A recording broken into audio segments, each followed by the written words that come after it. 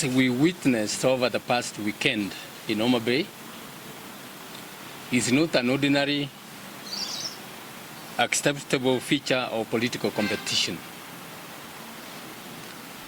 It is a grave warning to the Kenyans of what we are in for and what we should expect if the intolerance, organized political violence, partisan policing, and immunity are allowed to take root, and the country will become ungovernable. In my view, all this is happening because of the state capture of the National Police Service.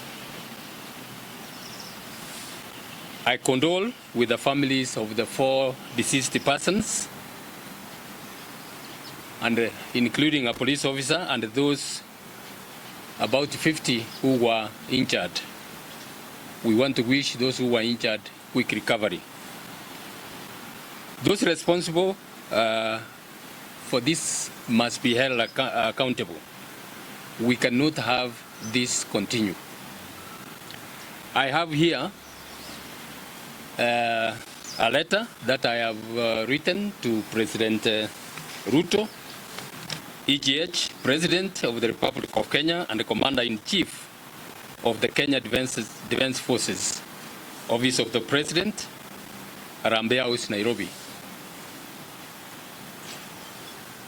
The title of the letter is Demand for Release of the Police Reform Task Force Report. The letter reads, a reading of Articles 332, 339, 344, 345 of the Constitution and Sections 8 and 8A of the National Police Service Act makes it quite clear that the National Police Service is and should be an independent national security organ that should not be directed by anybody, including Your Excellency, on the discharge of its mandate.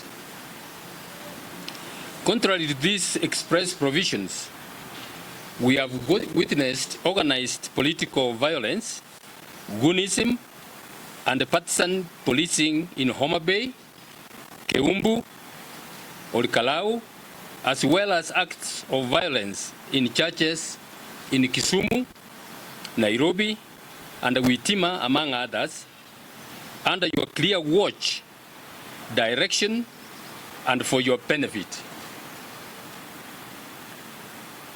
This is a road the country has traveled before at terrible expense.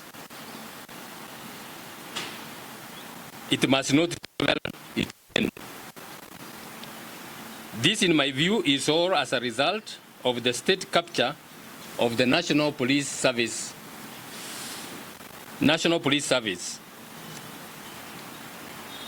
I had the privilege, as you recall, of leading the National Taskforce on police reforms, a comprehensive report of which we submitted to you on 16th November. In the circumstances, in view